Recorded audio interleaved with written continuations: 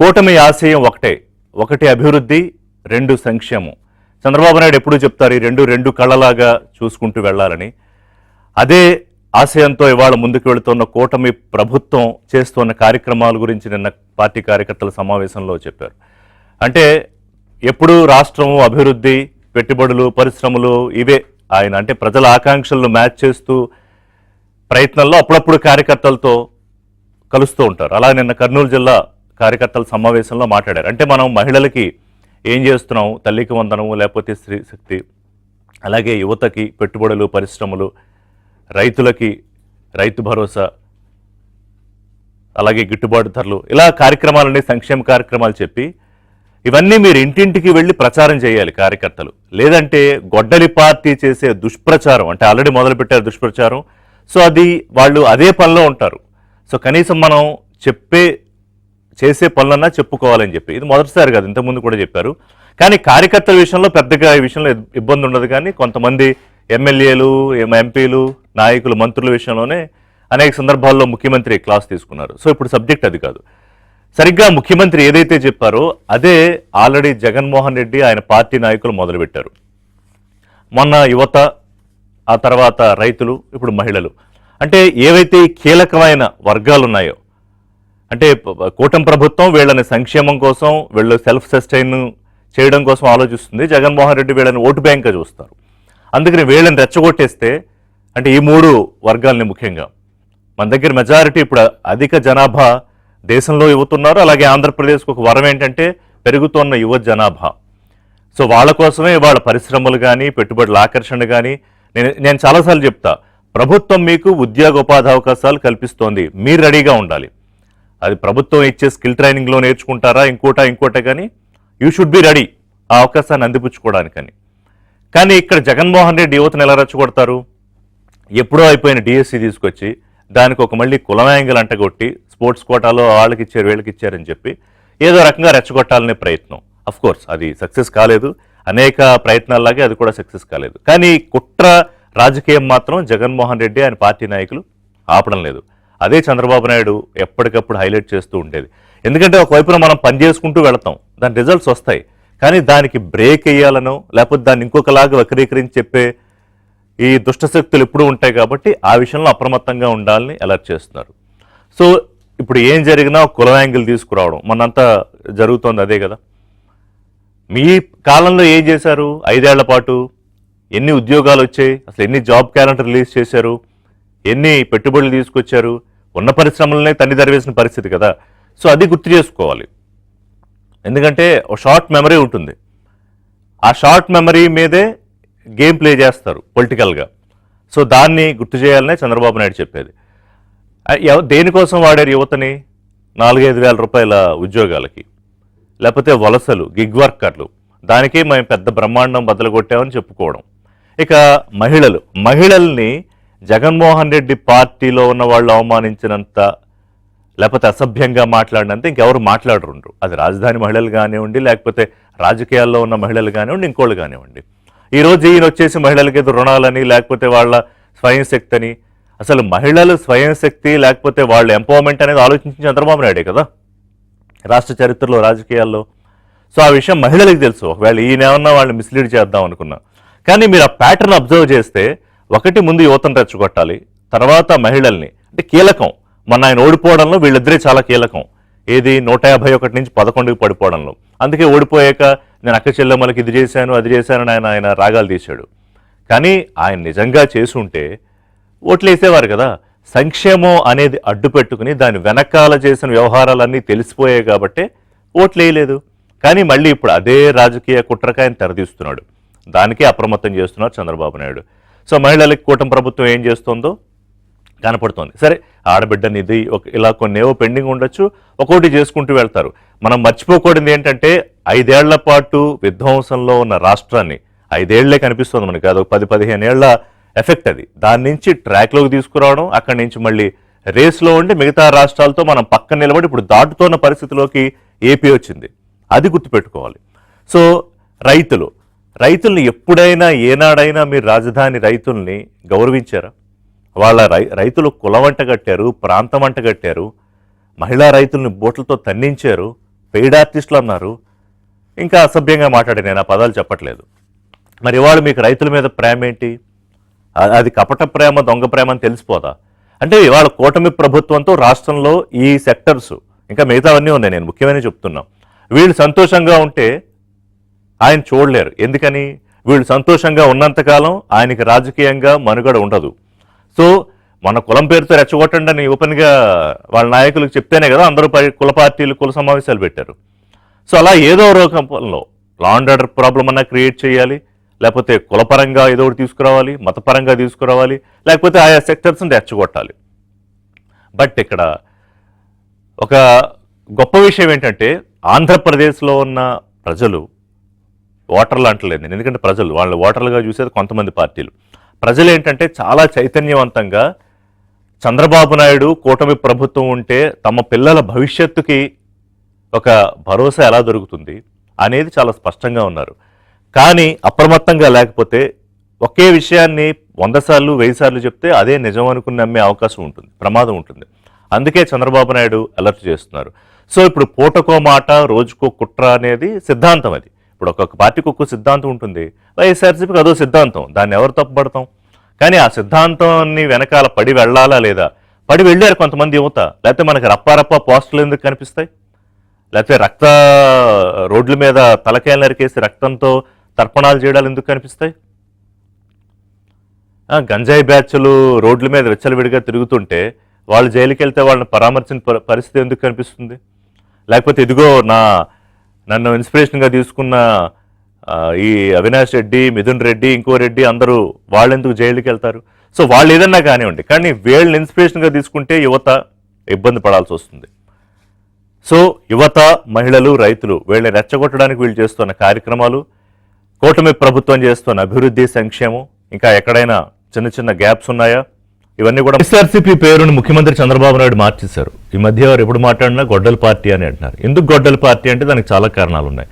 ఇది మనుషులు లేకపోతే హత్యలు ఆ గొడ్డలు పక్కన పెడితే రాష్ట్రం తాలూకా అభివృద్ధికి గొడ్డలి పెట్టుగా ఎలాగా వైఎస్ఆర్సీపీ బిహేవ్ చేస్తోంది అంటే 5 ఏళ్ల పాటు అధికారంలో ఉన్నప్పుడు ఎలాగూ చేయలేదు.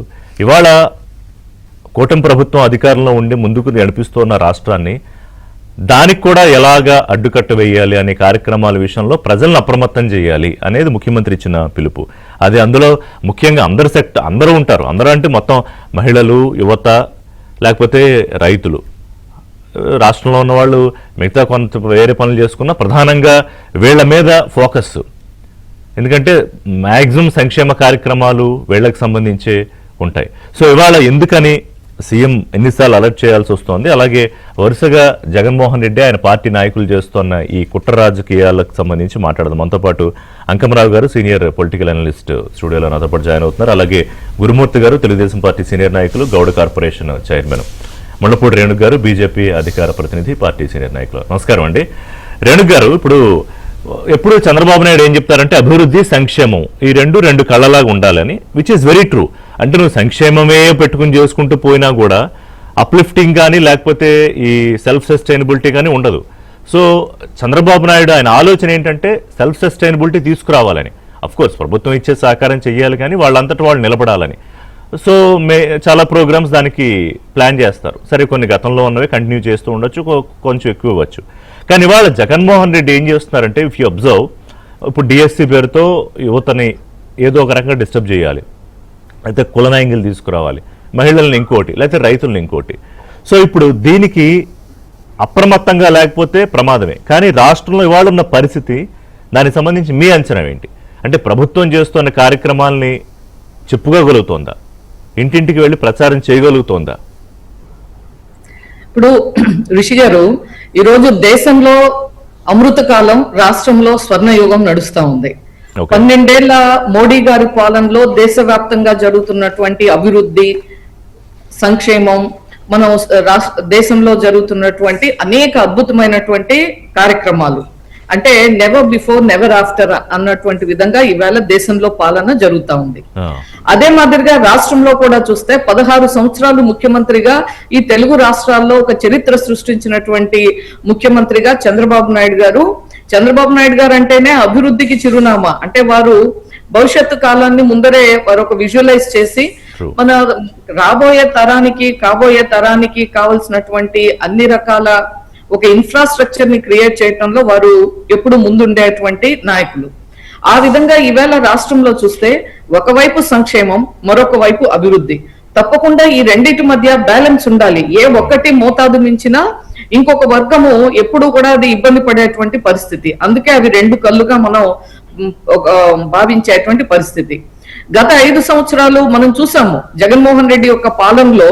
ఆ రోజు అభివృద్ధి లేకుండా కేవలం అప్పుల ఊబిలో ఆదాయం లేకుండా ఒక ఆర్థిక పరిస్థితిని అంధకారానికి తోసేయబడ్డటువంటి పరిస్థితి నుంచి ఈ రోజు రాష్ట్రంలో, దేశంలో ఎలా అయితే ఏదైనా ఒక పాలసీ రాగానే ఒక డబుల్ ఇంజిన్ సర్కార్ యొక్క ఆ మోడల్ లో ఉండేటువంటి అభివృద్ధి ఎలా ఉంటుంది అంటే, మామూలుగా చెప్తాము 1+1 అంటాము. 1+1 అంటే పాలిటిక్స్ లో ఒక్కోసారి 0 అవ్వచ్చు, 11 అవ్వచ్చు అని. అలాగే ఈసారి చూస్తే 1+1+1 ఇవాళ 164 అసెంబ్లీ సీట్స్ అయ్యాయి. ఎందుకంటే మోడీ గారు రికార్డు 12 years మోడీ గారు, 16 years ముఖ్యమంత్రి చంద్రబాబు గారు, 100% స్ట్రైక్ రేట్ పవన్ కళ్యాణ్ గారు. ఈ ముగ్గురు యొక్క కలయికలో ఇవాళ ఆంధ్రప్రదేశ్ లో అభివృద్ధి ఎవరు ఊహించినటువంటి స్థాయిలో, ఏ వర్గానికి కూడా ఎటువంటి ఇబ్బంది లేకుండా, ఇంతకు ముందరే మీరు ప్రస్తావించినటువంటి యువతకు కానీ, మహిళలకు కానీ, రైతులకు కానీ, పెట్టుబడిదారులకు కానీ, అంటే గతంలో చూసాము పెట్టుబడి పెట్టాలి అంటే ఆంధ్రప్రదేశ్ లో భయపడ్డటువంటి పరిస్థితి. అసలు పెట్టుబడులు అవసరం లేదు, పరిశ్రమలు అవసరం లేదు, అభివృద్ధి అవసరం లేదు.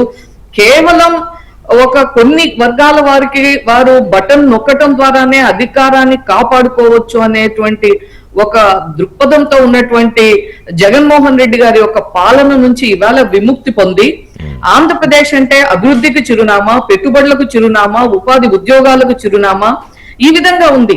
ఒకప్పుడు జెన్జీ అంటే ఏం కోరుకునేవారండి? ఏదో రకంగా కష్టపడి ఒక వీసా తెచ్చుకొని అమెరికా వెళ్ళి వాళ్ళకు ఉన్నటువంటి టాలెంట్ అంతా కూడా అక్కడ వాడి, అక్కడ వాళ్ళకి కావలసినటువంటి టెక్నాలజీ టూల్స్ ని మన వాళ్ళు తయారు చేసేవారు.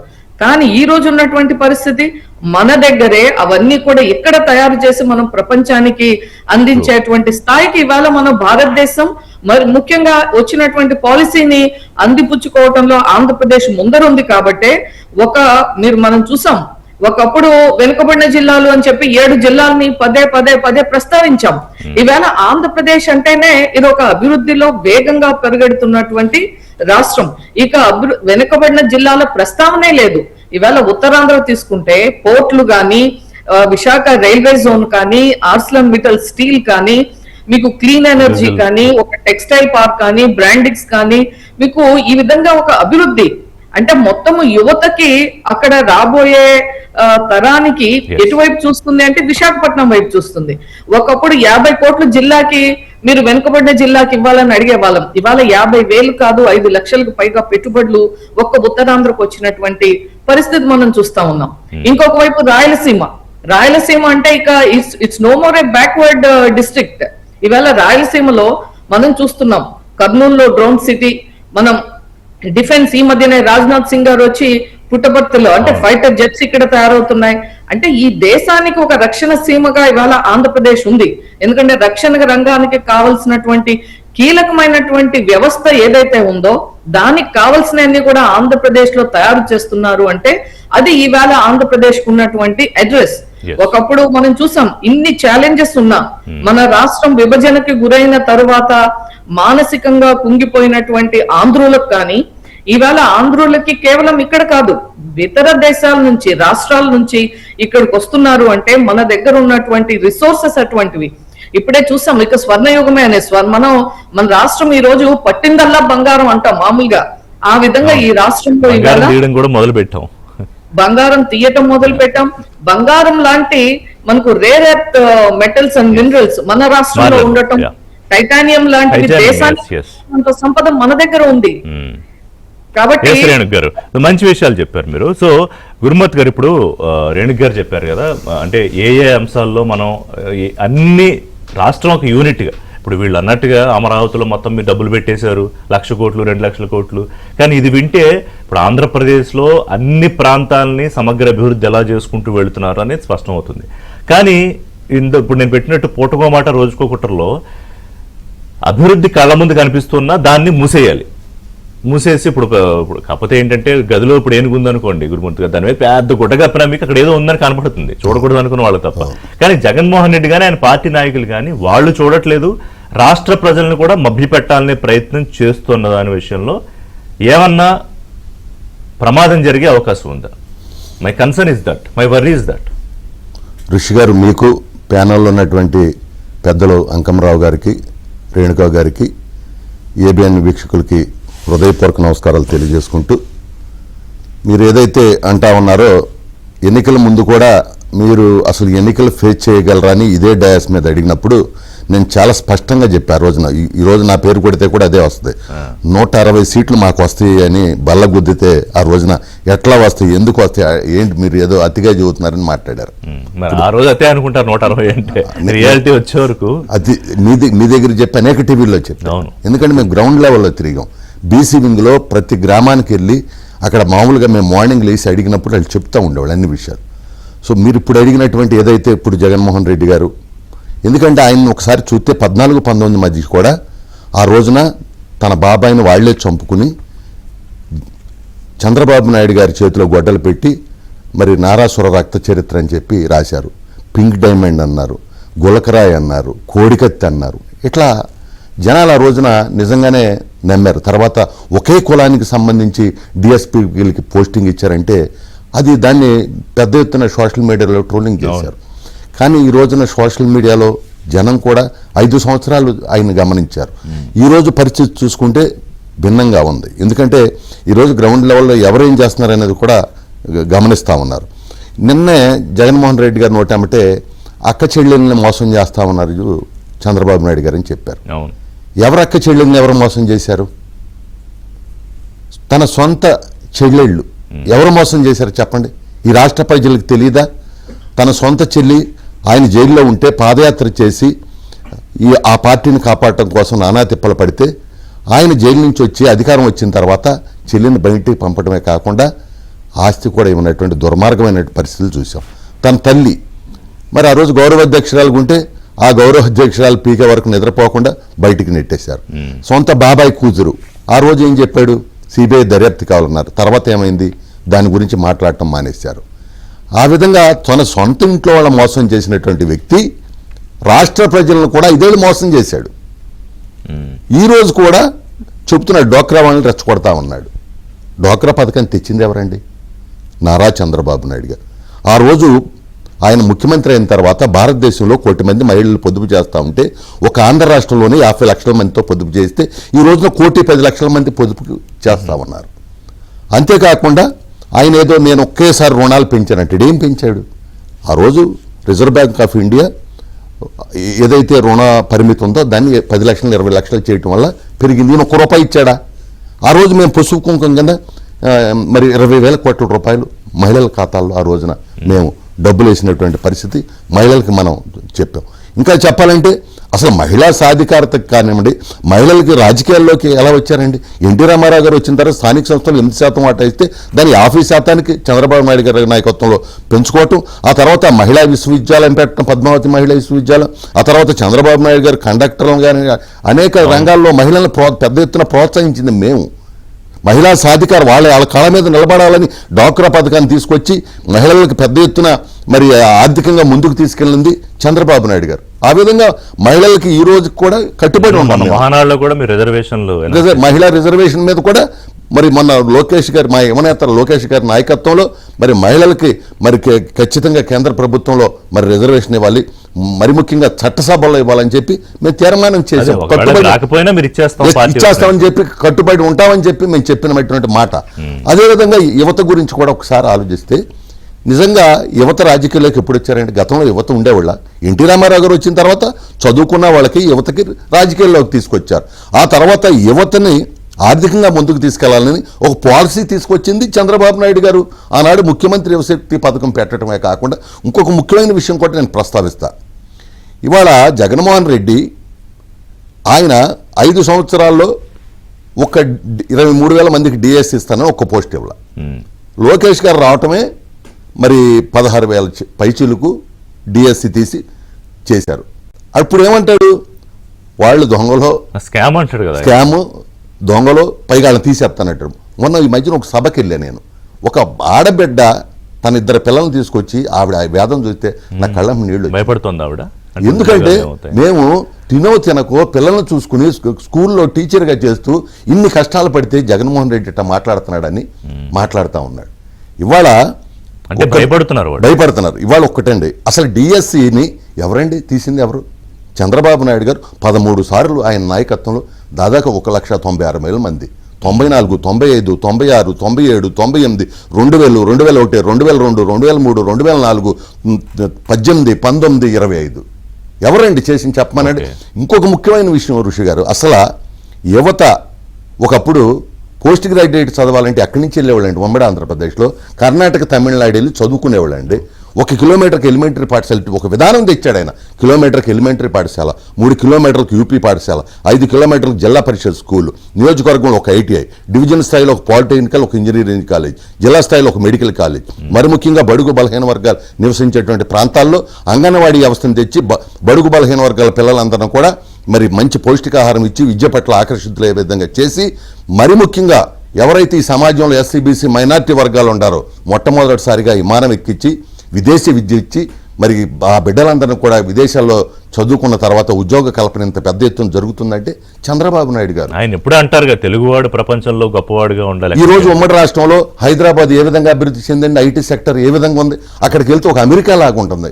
ఈ రోజున కూడా ఇందాక మేడం చెప్పారు, మరి ఇవాళ ఉత్తరాంధ్ర అంటే ఒకప్పుడు వెనకబడిన ప్రాంతం, కానీ ఈ రోజున చూడండి లక్షల కోట్లంటే అక్కడికి. ఈ రోజు ఒక్కటే సార్, మా ప్రభుత్వం అభివృద్ధి సంక్షేమం, దాంతోపాటు బిడ్డల భవిష్యత్ త్రిశూల వ్యూహం. ఎందుకంటే ఈ రోజున చదువుకునేటువంటి బిడ్డలు ఎక్కడికి వెళ్ళి ఉద్యోగం చేయాలి? వ్యూహంతోనే మరి ఆయనకి భయం పుట్టింది కదా. అదే ఎక్కడికి వెళ్ళి ఉద్యోగం చేయాలండి? నేను అడుగుతున్నా, ఈ రాష్ట్రంలో తల్లిదండ్రులు, మీ బిడ్డలను చదివించే తల్లిదండ్రులు నేను అడుగుతా ఉన్నా, మీ బిడ్డలు ఎక్కడికి వెళ్ళి ఉద్యోగం చేయాలి? ఇంతమంది బిడ్డలు చదువుతా ఉన్నారు. ఈ రోజు చంద్రబాబు నాయుడు గారు మరి ఆ వయసులో కూడా మరి ముఖ్యంగా వారికి తోడుగా నారా లోకేష్ గారు కానీ, పవన్ కళ్యాణ్ గారు కానీ, ఈరోజు బీజేపీ నాయకత్వం కానివ్వండి, 23 నెలల్లో 20 లక్షల ఉద్యోగ కల్పన కోసం మరి పెద్ద ఎత్తున పరిశ్రమలు తీసుకొచ్చి అన్ని ప్రాంతాలకు సమన్వయం చేస్తూ మరి బిడ్డల భవిష్యత్తు కోసం ఇంత కష్టపడతా ఉంటే, ఈ దుర్మార్గంగా ఎప్పుడు కూడా ఒక అలవాటు ఉంది. ఇక్కడే కాదు, ప్రతి జిల్లాలో కూడా అన్ని వీళ్ళు చెప్పేది డిఎస్సి దాకా అంటారు, ఏది చేసినా కూడా మోసం అంటారు. సో జిల్లాకు బ్యాచ్ ఉన్నారు, జిల్లాకు ఒక బ్యాచ్ ఉన్నారు. మా కృష్ణా జిల్లాలో అయితే చాలా మంది పనికిమాలిన వాళ్ళు ఉన్నారు. కాబట్టి మేమందరం కూడా ఇవన్నీ కూడా ప్రజల్లోకి తీసుకెళ్లి ఖచ్చితంగా చూపుతాం. ఇప్పుడు మోసం ఎవరిని చేశారు? ఆఖరికి వృద్ధులను కూడా మోసం చేసింది ఎవరు? జగన్మోహన్ రెడ్డే కదా. ఏం చేశాడు? ఆ రోజున 1000 రూపాయలు ఫంక్షన్ ఇస్తానని 5 ఏళ్ళు పట్టింది, మాకు 1000 రూపాయలు 5 రోజులు పట్ల. అదేవిధంగా మహిళల్ని ఎన్నికలకి నేను ఖచ్చితంగా మద్యం నిషేధం చేసిన తర్వాత ఎన్నికలకు వెళ్తానని చెప్పారు.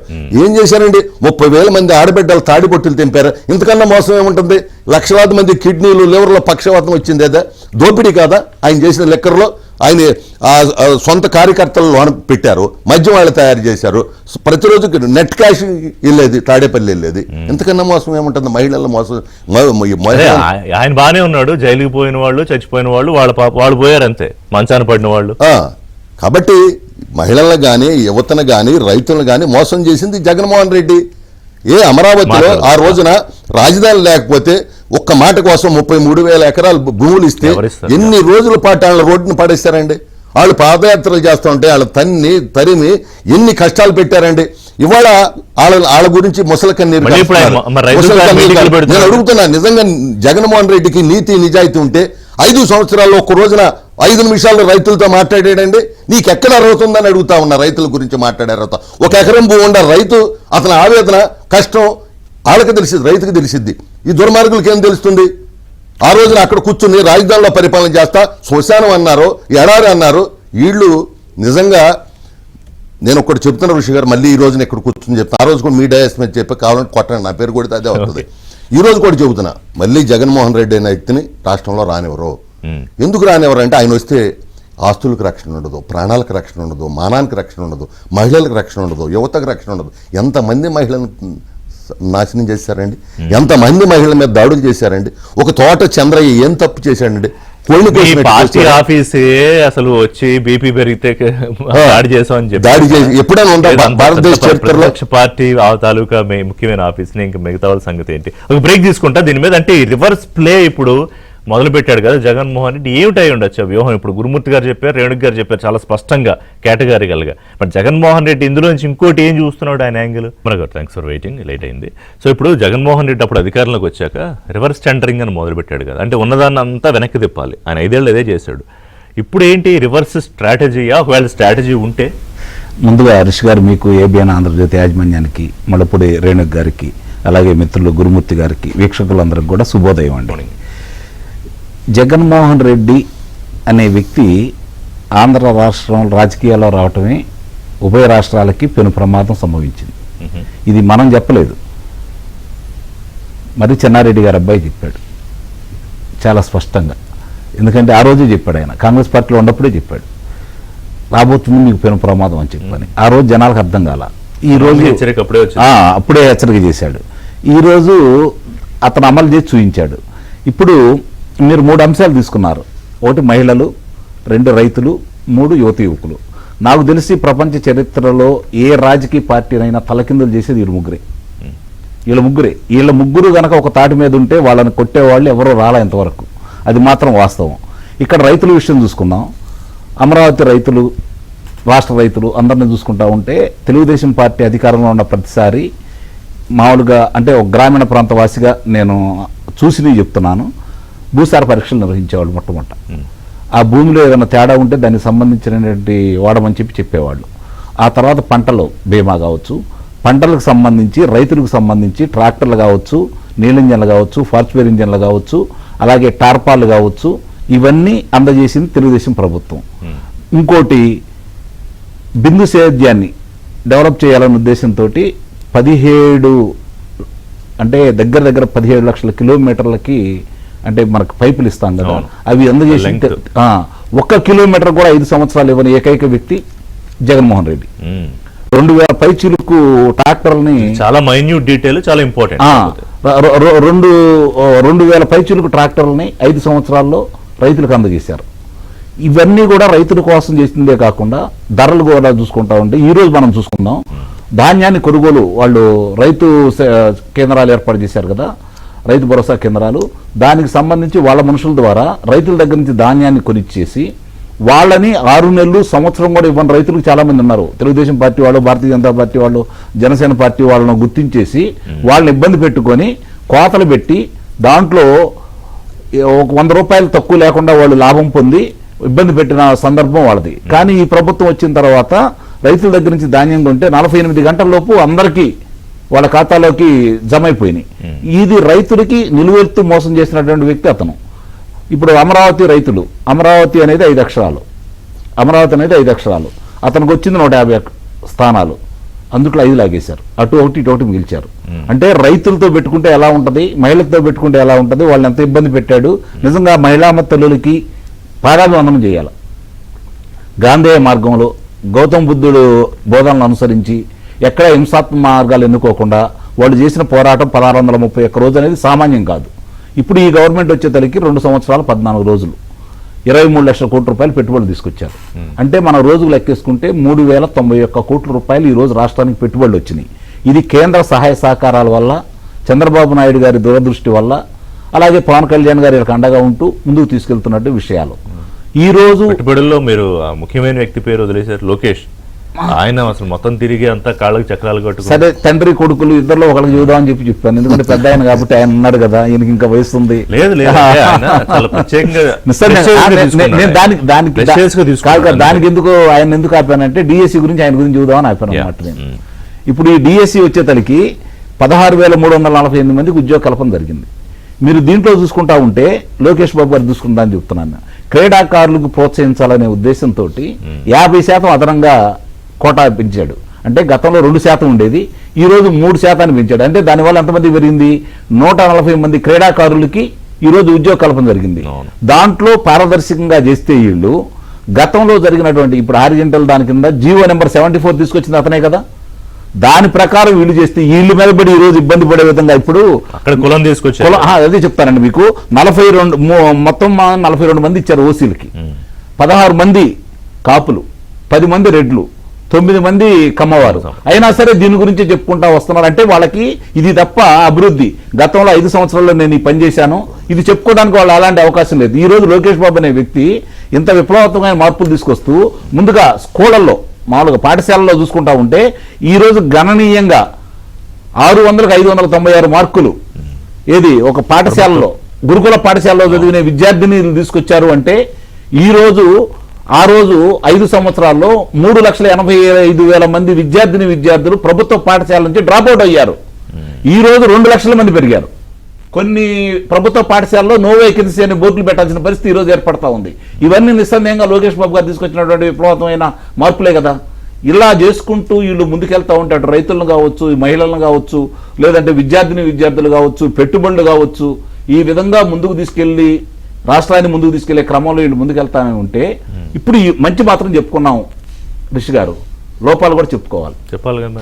లోపాలు కూడా చెప్పుకోకపోతే దానికి ఈ రోజు కూడా న్యాయం జరిగినట్టయితే కాదని చెప్పి నేను భావిస్తున్నా. చంద్రబాబు నాయుడు గారు, లోకేష్ బాబు గారు దేశ విదేశాలు తిరిగి ఈ రోజు పెట్టుబడులు తీసుకొస్తా ఉంటే శాసనసభ్యులు వాళ్ళ బాధ్యతలు ఏంటండి? ఈరోజు వాళ్ళు ఏ విధంగా నిర్వహిస్తున్నారు ఒకసారి ఆలోచించండి. 2014 నుంచి 2019 వరకు తెలుగుదేశం పార్టీ ఏ మంచి పనులు చేయక ఓడిపోయింది. ఆ రోజు వాళ్ళు 37 మంది సిఐలను డిఎస్పీలుగా ప్రమోషన్ చేస్తే 33 మంది కమ్మవారు అంటే ఇలా నోట్లో బెల్లబగడ్డలు పెట్టుకున్నారు. ఎవడో మాట్లాడాలి, దాని గురించి వివరణ ఇవ్వాల. ఈ రోజు అదే డిఎస్సి గురించి వాళ్ళు తప్పుడు రాతలు రాస్తే, తప్పుడు విధానాలు చేసి ప్రచారం చేస్తూ ఉంటే కోన శశిధర్ కావచ్చు, అజయ్ జైన్ గారు కావచ్చు బయటకు వచ్చి వివరాలతో సహా ఎవరికి ఏంటి, ఎందుకు ఉద్యోగం రాలేదు, వాళ్ళకున్న లోపాలేంటి, వాళ్ళకంటే మెరిట్ వాళ్ళకి ఎవరికి ఇచ్చామని చెప్పని వివరాలతో సహా ఇస్తే ఈ రోజు వాళ్ళ నోర్లు మొత్తపడ్డాయి కదా. కూడా మళ్ళీ లోకేష్ ముఖ్యమంత్రి కావాల్సి వచ్చింది. అంటే అదే నేను అంటాను, శాసనసభ్యులు ఏం చేస్తున్నారు ఇప్పుడు నాకు తెలిసినంత వరకు ప్రతి శాసనసభ్యుడికి ఒక 60 గ్రామాల నుంచి 100 గ్రామాలు ఉంటాయండి. ఎక్కువ అనుకుంటే 100 గ్రామాలు, తక్కువ అంటే 60 గ్రామాలు ఉంటాయి. 60 గ్రామాల్లో సంవత్సరానికి 2 సార్లు కాడికి పర్యటన చేస్తూ ఉంటే గ్రామ సమస్యలు ఏమైనా ఉంటాయా? గ్రామాల్లో ఏం జరుగుతుందో తెలీదా? కానీ దాని గురించి ఎవరు ఆలోచించరు. వస్తారు, ఆర్భాటంగా వస్తారు, ఒక 4 కార్లు వేసుకొని వస్తారు, మంది మార్బలంతో వస్తారు, ఎక్కడో ఒకసారి కార్యక్రమాలు చేసుకుంటారు, జిందాబాద్ కొడుచుకుంటారు, వెళ్ళిపోతా ఉంటారు. ఈ రోజు శాసనసభ్యుల పనితీరు ఇద్దరు ప్రతినిధులకి నేను చెబుతున్నాను. మిత్రులు గురుమూర్తి గారు ఈ చాలా విషయాల్లో ఆయన సభలు సమావేశాలు పెడతా ఉంటారు. పలు సందర్భాల్లో మా చర్చా వేదికల్లో కూడా నేను చెప్తా ఉంటాను. చాలా శాసనసభ్యుల పనితీరు వైసీపీ వాళ్ళ కంటే కూడా చాలా దారుణంగా ఉందనేది వాస్తవం. ఇది 100% వాస్తవం. అదే దాన్నే గుర్తించారు కాబట్టి చంద్రబాబు నాయుడు గారు పలు సందర్భాల్లో ఇప్పటికి 11 సార్లు చెప్పారు మీ పనితీరు మార్చుకోండి అని చెప్పని. కానీ వాళ్ళు మార్చుకోవట్లా. దీన్ని చర్యలు తీసుకోవాల్సిన బాధ్యత అయితే నిస్సందేహంగా చంద్రబాబు నాయుడు గారి మీద, లోకేష్ బాబు గారి మీద, పవన్ కళ్యాణ్ గారి మీద నిస్సందేహంగా ఉందని చెప్పైతే నేను చెప్పగలను.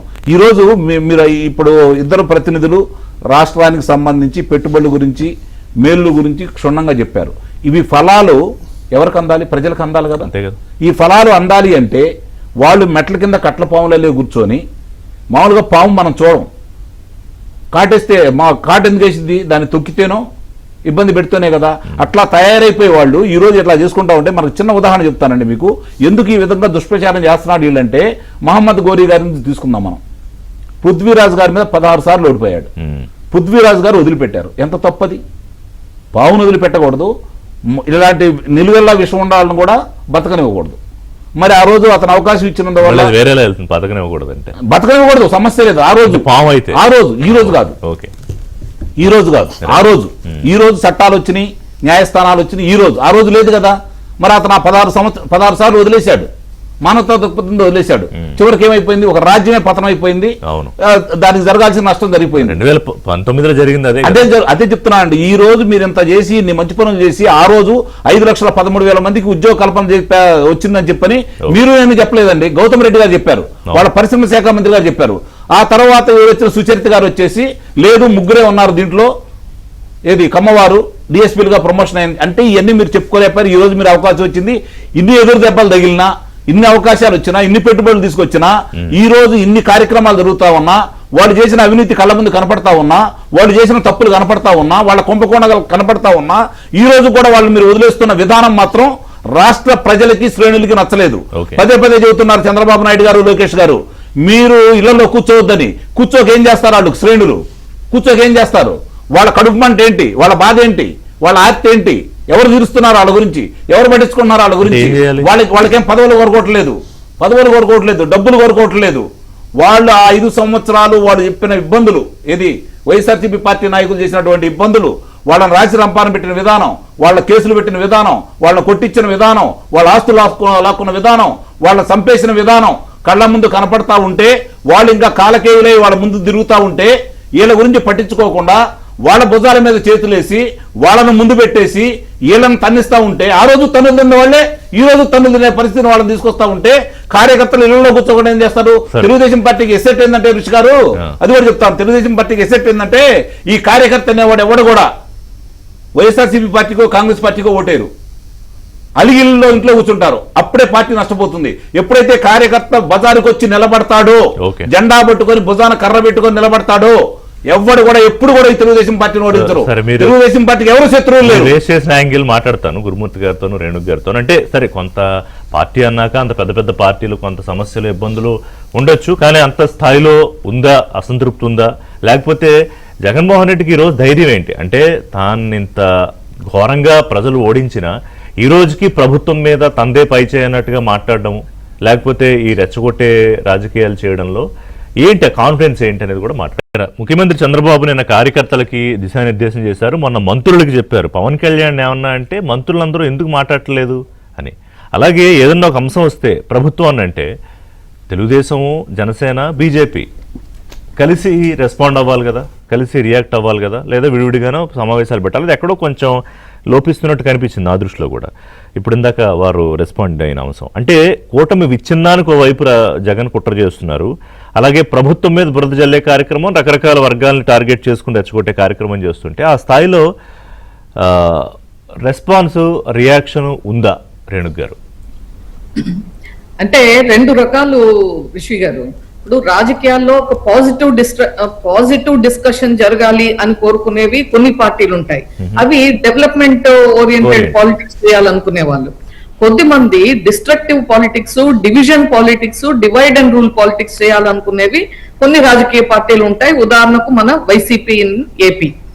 మేము ఎప్పుడు కూడా కూటమిలో ఉన్నటువంటిది ఏమంటే, మనం ఇన్ని కార్యక్రమాలు చేస్తున్నాం, ప్రజలకు ఇంత డెలివరీ చేస్తున్నాం, సంక్షేమ పథకాలు కానీ, అభివృద్ధి కానీ, పరిపాలన కానీ, ఈ మూడింటిని ప్రజల్లోకి మరింత చొచ్చుకుపోయేలా మనం చర్చ జరగాలి మీడియాలో కానీ, ప్రతి దగ్గర మన క్షేత్రస్థాయిలో కానీ అని కోరుకునేది కూటమి. అదర్ సైడ్ ఏంటి, ఈ మూడింటి గురించి చర్చ జరిగితే వైసీపీకి ఇక అవకాశం ఉండదు, భవిష్యత్తు ఉండదు కాబట్టి వారు ఎంతసేపు డివిజన్, కులాల మధ్య, ప్రాంతాల మధ్య, వర్గాల మధ్య, లేదంటే మీరు అన్నటువంటి విధంగా యువతని రెచ్చగొట్టడం, మహిళల్లో అసంతృప్తి తీసుకురావాలనేటువంటి ఒక ప్రయత్నం చేయటం, రైతుల్ని రెచ్చగొట్టడం, ఈ యొక్క రెచ్చగొట్టడం గాని, కులాలను రెచ్చగొట్టడం గాని, కూటమి కలిసి ఉంటే ఇక వైసీపీ ఎన్నికల్లో పోటీ చేయటం కూడా అనవసరం. పోటీ చేయటానికి కూడా నాయకులు ముందుకు రారు అనేటువంటిది వారికి బాగా తెలుసు రిషి గారు. కాబట్టి వారికి ఉంది గత అనుభవం. కాబట్టి ఏదో ఒక రకంగా ఇవాళ ఈ డెవలప్మెంట్ గురించి అసలు మనం మాట్లాడకూడదు, ఇదేమీ వద్దు, ఎంతసేపు కూటమిలో ఏ విధంగా ఇబ్బంది కలిగేలా చేయాలి.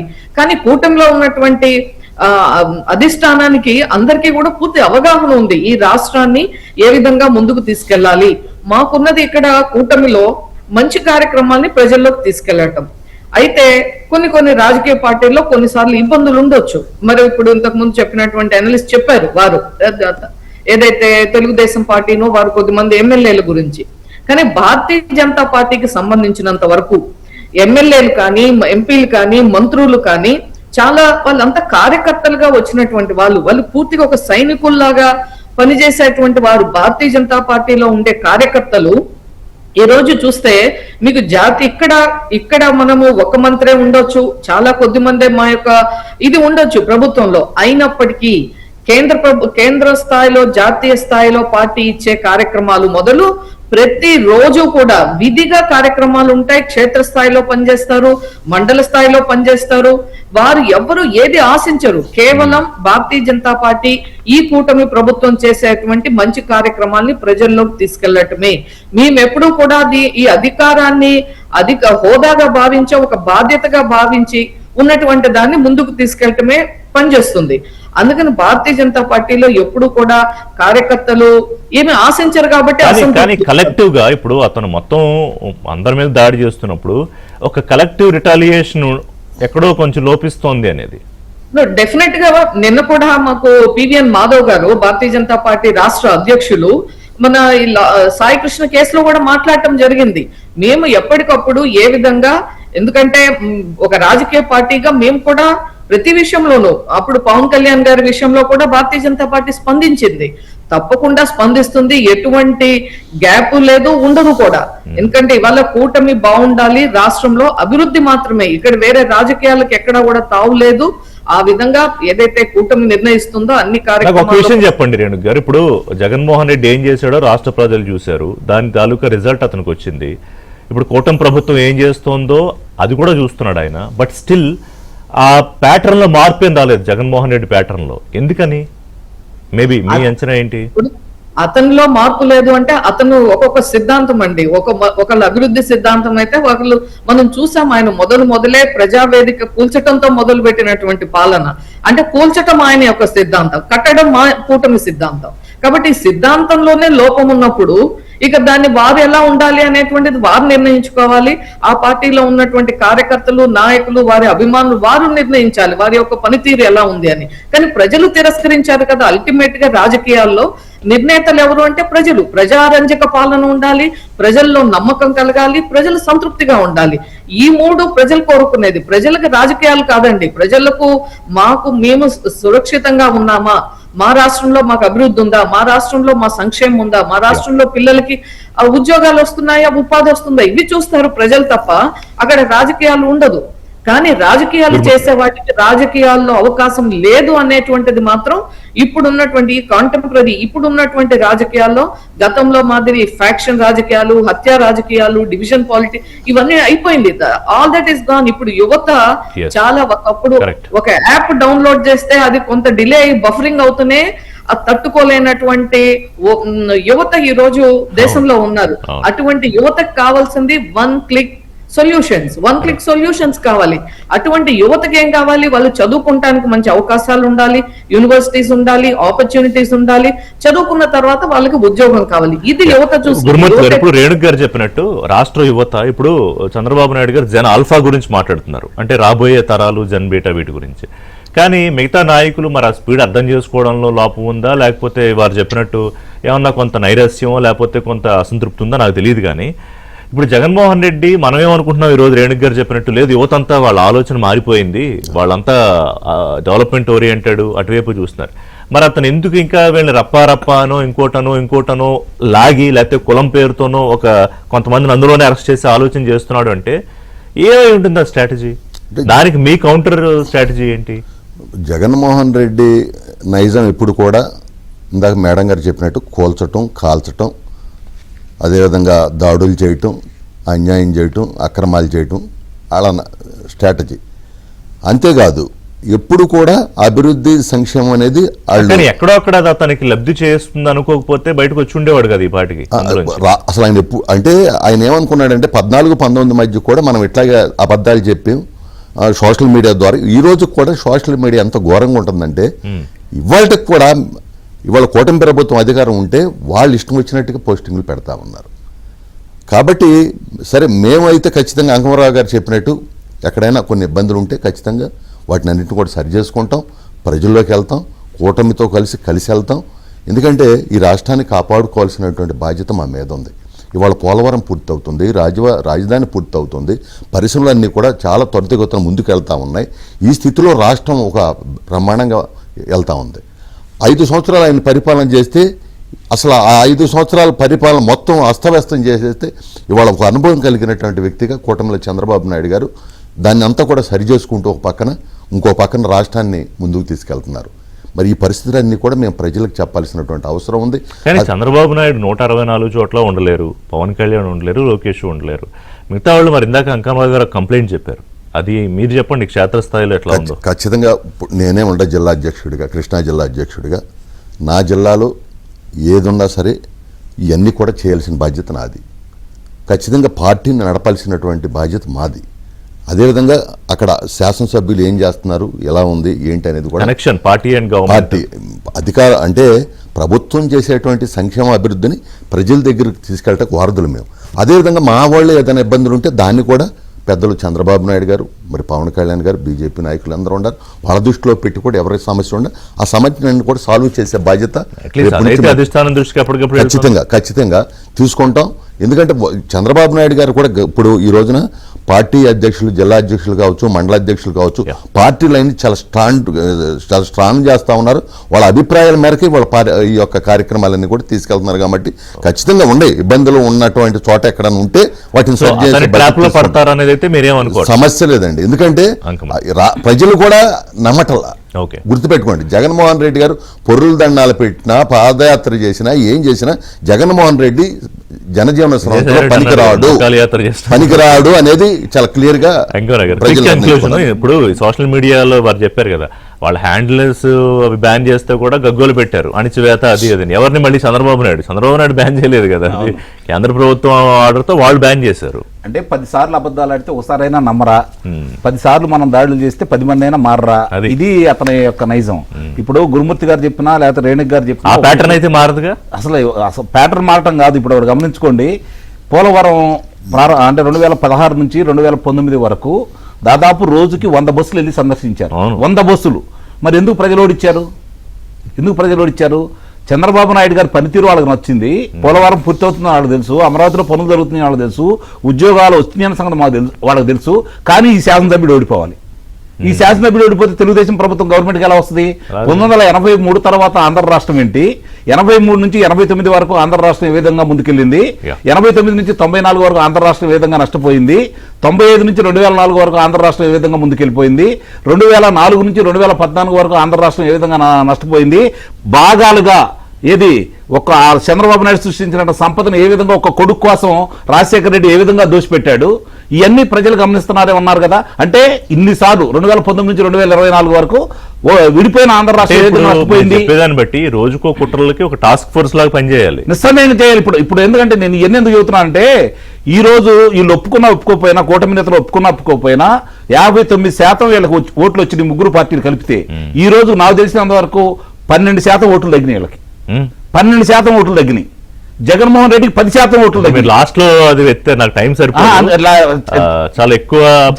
జగన్మోహన్ రెడ్డికి రిపోర్ట్ ఏంటంటే జగన్మోహన్ రెడ్డికి వచ్చిన 39%లో 10% తగ్గాయి. చుట్టూ 29%. మీరు 12% ఎక్కువ చెప్పారు. బట్ ఐ డోంట్ నో, మీరు స్టడీ చేసి ఉంటారు, దాని మీద ఇంకోసారి చర్చ పెడతా. బస్ ఆ పాయింట్ మీరు ఆలోచించుకోండి రేణుక్ గారు. బహుశా ఇప్పుడు టైం లేదు, నేను దాని మీద చర్చ కంటిన్యూ చేయలేను. కానీ సో ఈ కుట్ర కోణాలను తిప్పికొట్టడానికి కూటమిగా ఏం చేస్తారు అనేదే చూడాలి. థ్యాంక్ యూ వెరీ మచ్ గురుమూర్తి గారు, అంకమరావు గారు, రేణుక్ గారు. ఇది వాళ్ళ బ్రేక్ఫాస్ట్ న్యూస్ అప్డేట్స్ కోసం కీప్ వాచింగ్ ABN ఆంధ్రజ్యోతి.